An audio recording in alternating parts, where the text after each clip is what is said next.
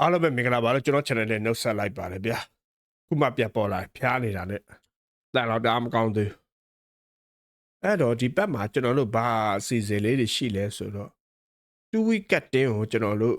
ခုစီမီထိရောက်သွားတဲ့ week 7မှာ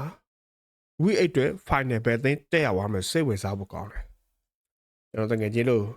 စုကြီးလေးမေ့နေမှာဆိုစုကြီးလေးပြန်ပြောလိုက်မယ်ဆိုရင်32သိန်းဝင်ရောက်ရှင်ပြိုင်ထားတယ် register ကြီး 5k နဲ့ဆိုတော့3,600ရပါနေထားတခုမှာလီဝင်းနာကတ်ဝင်းနာ runner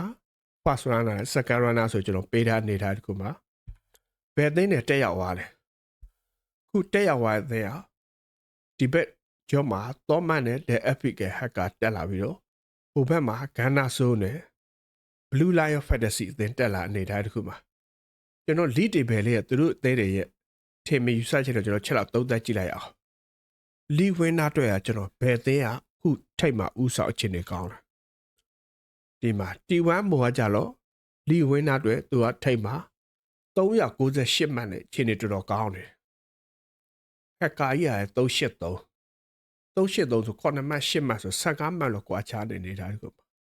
ပြီးသွားပြီလားလို့တော့ပြောလို့တော့မရဘူးအောက်ကကျွန်တော်ကအဆက်8မှာ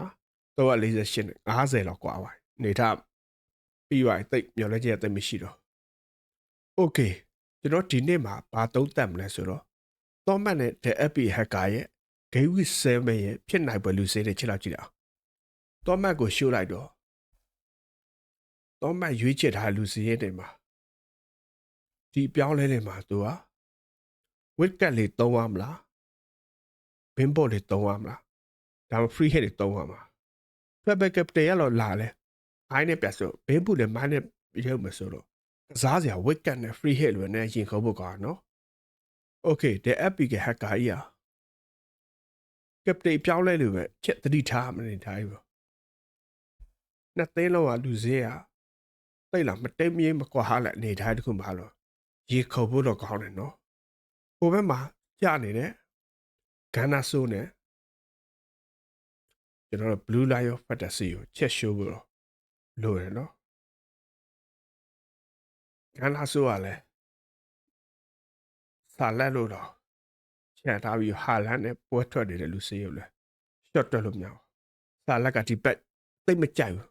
ချက်စီးနဲ့တော့တွေ့မယ်ဆိုတော့ blue lion fantasy ချက်ရှိုးလိုက်တော့ဒီတစ်ပတ်ရဲ့သင်းတိုင်းอ่ะစီမီဖိုင်နယ်ရောက်တဲ့အသင်းတိုင်းအပေါ်မှာရောက်နေတာနည်းနည်းလေးကျဲမကက်ဘူးတော့ပြောလို့တော့ရတယ်နော်ဒီနှစ်သိန်းမှာတော့သူတို့နှစ်သိန်းရောတွတ်ဆုံမှုอ่ะစာလန်မှာပါလို့ရေခုံဖို့ကောင်းနေထားတခုမှာတိုက်စစ်မှာလဲမာတီတာနဲ့ဟာလန်တို့နေထားတူတဲ့နေထားတခုမှာဘယ်သိန်းဟာဖိုင်နယ်ကိုတက်ရောက်ပြီးတော့ဖလားရသွားမှာဆိုတာ